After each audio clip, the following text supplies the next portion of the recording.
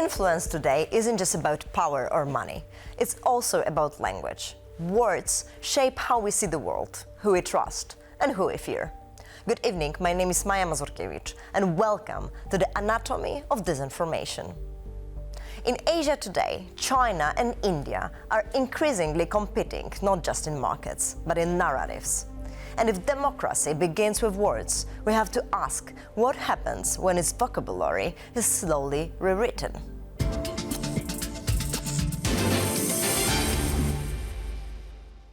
China isn't the only voice shaping Asia's narrative space. India and other Asian countries are responding, sometimes by resisting, sometimes by redefining language themselves. Let's talk about language battles with our guest. Swasti Rao, Professor, Jindal Global University, India, and Consulting Editor, The Print. She is a non-resident fellow at Eastern Circles, Paris, and a contributor to The Print. Dr. Rao has worked at the Manohar Parrikar Institute for Defense Studies and Analyses, India's premier think tank under the aegis of the Ministry of Defense. Her research project has been conflicts in Europe amidst shifting power structures and Europe's Indo-Pacific outreach. Swasti, welcome and thank you so much for joining us today, straight from New Delhi. Well, thank you so much for having me. Looking forward to the conversation. Same here, and we're talking today about the Chinese disinformation. So, what are the main narratives that you see in India coming from China? Well, the narratives have been from generic to specific. So right from, say, for example, the G20 summit that India chaired in 2023 to all the conflict that we see in our northeastern states, for example, in Manipur, or for example, the Chinese claim on Arunachal Pradesh, or for example, as recent as the India-Pakistan standoff or military standoff in May 2025. So we see a broad range of propaganda and misinformation, which is very anti-India in nature, coming from China. And do you see that it's amplifying more recently, or is it on the steady level? Now, whenever it is, it's been very normal for China, and, we have seen it several times, that China seeks to portray India, especially when it comes to the global south, as you know, that India posits itself as the voice of the global south. So it's very normal for China to portray India negatively and saying that China is not really a true friend of the global south, it's more of a stooge for the West. Those kind of phrases are often noticed. But, more specifically, I would like to point out that recently during a military standoff with Pakistan, and this happened in May of 2025, where Indian Air Force retaliated against Pakistani terror operations inside of India, and the Indian Air Force, retaliated. And that was a time when China went to the extent of giving not just intelligence, real-time intelligence to Pakistan, but also its PL-15 missiles. And the propaganda that followed after that sort of amplified the Pakistani narratives and kept on mentioning how the Indian weapons, and particularly the weapons that we buy from France, and here I mean the Rafale fighter jet, which happens to be the most advanced in the Indian Air Force, have not been able to perform, and how the PL-15 missiles in combination with the Pakistani Chinese co-produced jets landed up taking down Indian jets, and they gave false numbers. They just amplified the Pakistani narrative so much so that India had to take a very serious note of that. So we have been seeing as recently as that, that the Chinese propaganda is very much anti-India. Yes. Amplifying the influence operations during particular events sounds like a Russian disinformation as well. And do you see any coordination in between China and Russia? Well, frankly, it is a bit difficult, for me to say decisively whether China and Russia join hands against in disinformation against India particularly. It is very difficult for me to say so because, from India's perspective and from India's strategic interest, Russia has been more of a friend and a time-tested friend. But so I would not say that Russia is also together with China when it comes to certain disinformation. I do not have evidence to say that. Having said said that when it comes to particularly anti-West propaganda in the weapons domain, in the warfare domain, we did see that even some Russian handles sort of propagated and amplified the propaganda that the Rafale fighter jets were not up to the mark and the Chinese PL-15 missiles had taken down the Rafale jets. So we did see some reverberation coming from the Russian handles as well, although not so much from the state media, which continues to have more friendly relations with India. So as far as the Indian strategic interests are concerned directly, we do not see a direct convergence, but perhaps that cannot be said of the larger Indo-Pacific, where we have noticed that in recent years, the Russian spokesperson sort of fall more in line with the Chinese interpretation. So I can give you a small example. So whenever we have the Russians speaking lately of the Indo-Pacific region, they would rather use the word Asia-Pacific and not Indo-Pacific, which is the Chinese preferred way of describing this region. So we have, at least in that sense, we have seen that here. So there's a very specific, slight different change in the language, right? Are there any other examples like this that you see that China is shifting this, the small languages? Yeah, I can give you lots of examples, Maya, because, for instance, in 2023, there was an ethnic conflict in Manipur, which is a state in the Indian Northeast. And what we saw coming from the Chinese, side, and this is something which is pretty much established. And there was a joint investigation done by Australia-based institutes with Taiwanese, think tanks.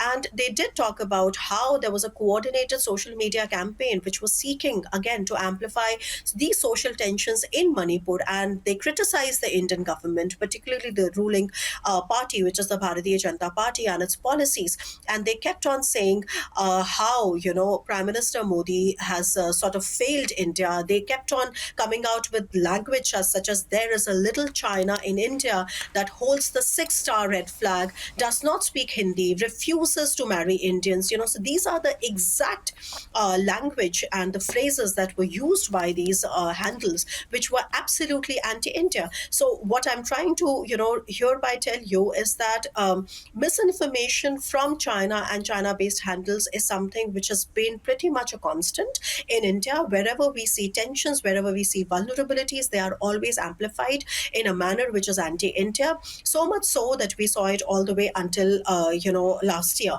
Now, having said that, from India's perspective, we are still having to create a kind of a rapprochement with China, because as you know that India and China have been having military standoffs several times in the past, as late as 2020, which resulted in the loss of lives of about 25 Indian soldiers. But we still share a long disputed border. So there is a conscious effort to create some rapprochement. But having said that, it is a stated aim of the CCP to contain India's regional rise. So we are very much aware of that. And this is basically a problem that we are trying to grapple with. So how India is countering this disinformation coming from China? Now, in short, one of the things that India has been taking extremely seriously, especially in the last 2-3 years, and I can say that it probably started from how we saw the Chinese propaganda get amplified in the conflict, in the tension we saw in Manipur, where they kept saying that Manipur has never been a part of India and they are demanding independence from India, which is all a lie. So it started from there and all the way to May of 2025, where we saw them, backing the Pakistani propaganda.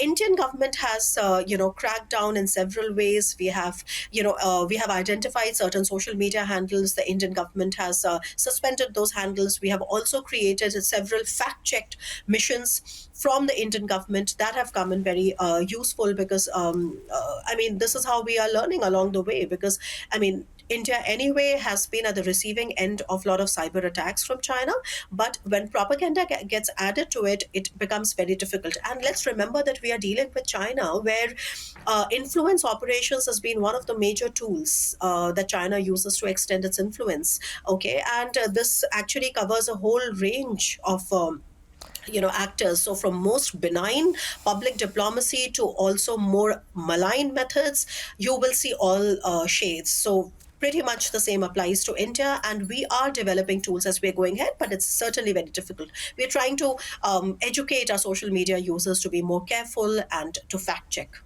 So, Swasti, I have the last question to you. If current trends continues, will the Indo-Pacific in 10 years still be a region of narrative pluralism or one dominant by Chinese language and narrative? Now, that's a great question, Maya, because frankly, the Chinese view of the Asia and the Indo-Pacific order is one that is led and dominated by China. And India views it very differently. India views Asia and Indo-Pacific as a multipolar region. So you are right in stating that if this continues unabated, this could become a very vulnerable region because, unlike the Euro-Atlantic theater, we do not have very potent mechanisms to fight disinformation. And that is also one of the reasons. It's not just disinformation, frankly, it is also a whole range of destabilization that you see happening in the gray zone. And China has been unveiling more and more capabilities to destabilize the region by way of attack on critical infrastructure, disinformation, election interference around India's neighbors, so on and so forth. Now, India is cognizant of it, and India is speaking to whoever, India thinks is an actor that can help India fight this disinformation. This is not something that can be done alone. If you're aware of the nature of Indo-Pacific, which is a very, very vast domain and a confluence of two seas. But like I said, that this is a work in progress, and most actors in the region are very aware of the risks posed by China's information operations and other, methods of destabilizing the region. So, Steve, thank you so much for joining us today and showing what is really happening in the Indo-Pacific right now. Good luck. Thank you. Thank you. As China turns to foreign influencers to sell its versions of reality to the world, what looks like viral travel content may in fact be state-backed messaging. Tonight, we examine how social media stars are being courted to amplify Beijing's global influence.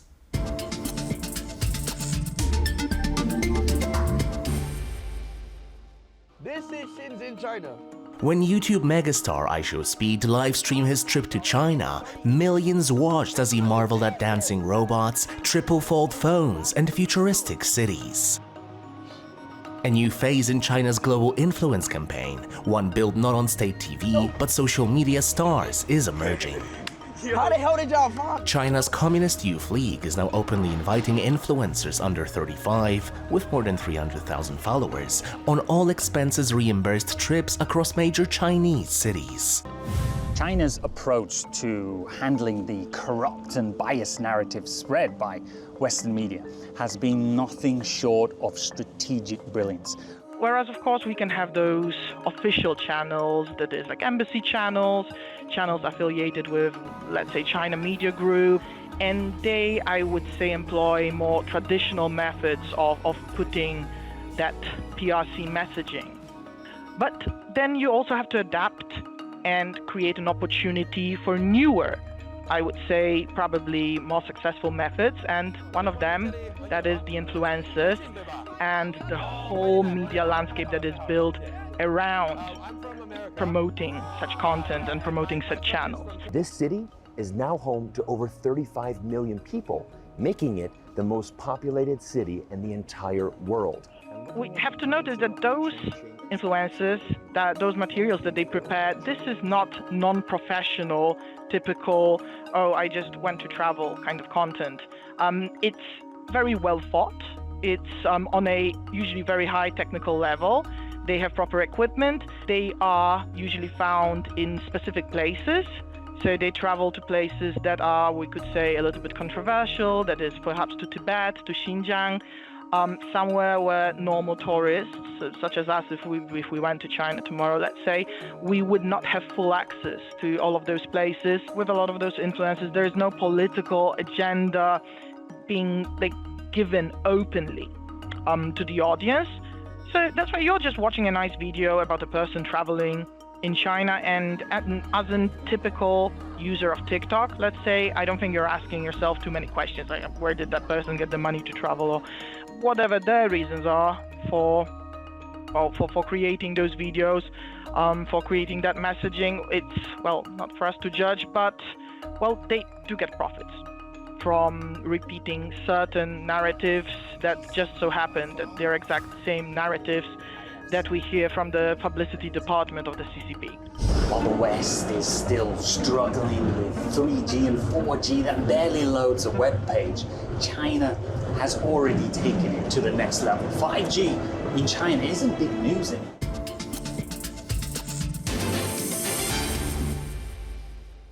China doesn't just export products, it exports language, concepts, and carefully chosen words. While narratives are designed to sound neutral or even positive, the underlying meaning of the words is different. I'll ask our guest if we should all become literate in Chinese narratives. Maciej Gaca, professor of Chinese Studies, Nicolaus Copernicus University. He lectures at the Institute of Cultural Studies, part of the Faculty of Humanities at Nicolaus Copernicus University in Toruń, Poland. In 2014, Professor Gaca founded and served as the first director of the Polish Institute in Beijing. He is also the former Director General of the Polish office in Taipei. Maciej, welcome and thank you so much for joining us today. Thank you for inviting me. Today we're talking about language, and in particular the way how China is using the language. So my first question is, how different is Chinese propaganda, or is it just a propaganda, or it's disinformation? Thank you. A very well-targeted question here. I mean, what makes China or Chinese the disinformation different is that it rarely looks like disinformation at all. Instead of pushing blatant falsehoods, it works by reshaping the conceptual language through which people interpret reality. Ideas like stability, peace, sovereignty, or development. So once those concepts are subtly redefined, individual facts become less important because they are interpreted within a framework already tilted in China's favor. So this is why much of China's influence relies on repetition, selective framing, and institutional authority rather than emotional manipulation. So the goal is not to convince audiences that China is right, but to make alternative interpretations appear equally valid or equally questionable. So basically, each of us as a human being, right, have a certain meaning behind every word, and especially the words like peace, stability, or harmony. And well, in Western world, we probably understand them differently than China does. So China is trying to kind of impose their meaning on us? Yes, absolutely. I mean, on the other hand, facts still matter, but they matter far less once the interpretive framework has been shifted. So if international law, expert opinion, or journalistic evidence are presented as just another Western perspective, in quotes, their normative force erodes. So the strategic objective is not to disprove facts, but to relativize them, to turn truth into something negotiable and context-dependent. So in the environment, violations of rules no longer look exceptional, they look debatable, and when legality becomes a matter of opinion, democratic standards lose their ability to mobilize collective response.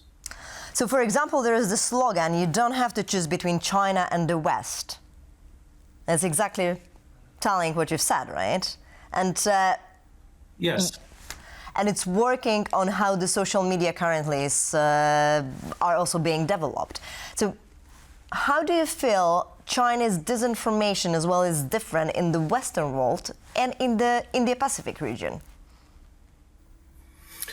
Well, the Pacific Islands are often described as small or peripheral, but from a narrative perspective, they are actually very, very significant. these are societies where political communication is highly personal. Trust is built through relationships, and external narratives can travel quickly through local media and community networks. So in this context, Chinese influence does not rely on dramatic disinformation campaigns. It is much more about consistency and repetition, about presenting China as a reliable partner, a source of stability and development, and a power that does not interfere in domestic affairs. So these messages are not necessarily false, but they are selective.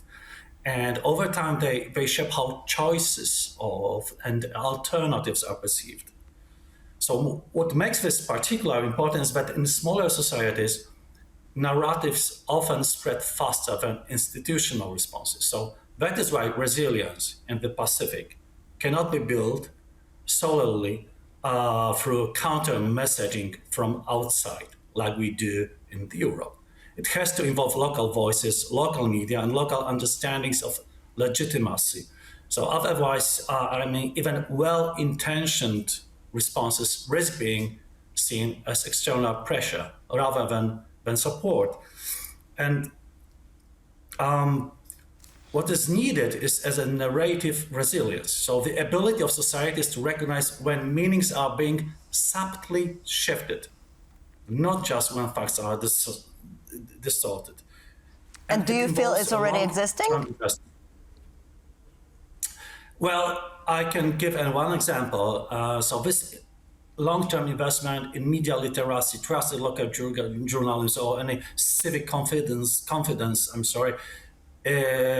it works in Taiwan. Taiwan is a useful example here. So instead of reacting defensively, it builds social immunity through transparency, sometimes humor, and public participation. So the key lesson is that resilience has to grow from within the society. Otherwise, countermeasures risk being perceived as external pressure rather than democratic self-defense. So do you think that Europe, that is also targeted by the Chinese disinformation, is already Chinese literate? No, I have many doubts. I see it that we are not prepared at all. And this is just the beginning of understanding the need of building up a sort of resilience and building up the sort of a dictionary of how to understand the different notions that are given by China to the words that we very well known in our well-established democracies. They use the same terms for completely different meaning. And the problem of Europe is that when we find constantly going negotiations and building in a very harsh way our consensuses, is something what China understands as a weakness. And there are many other simple meanings that are understood in a completely different way. So what do you think are the three things that the European governments should do in terms of countering Chinese influence in Europe? Let's say that on disinformation, we should understand that this is not about lying. It's about redefining the language in which truth is understood. Then second, on facts, facts don't disappear, but their authority weakens when the rules for interpreting them are rewritten. And on response, you don't win this by shouting louder. You win it by building societies that recognize manipulation early. And that's a great finish. Let's all remember that manipulation is here and we need to learn how to see that. Thank you so much for joining us today. Thank you for inviting me. Now let's see how you can protect yourself from Chinese narrative warfare. Recognize how language is used to redefine peace, stability, and development. Question narratives that frame dependence as neutrality. Strengthen media literacy and local democratic voices. Protecting yourself means understanding that disinformation is not just about falsehoods, it's also about who defines reality, values, and choices. We are used to words having certain meanings, but are we moving away from Western definitions of democracy, development, and security? And who gets to decide now what freedom is? Language shapes our future and our minds, so remember not to get lost in translation. Keep calm and think deeply.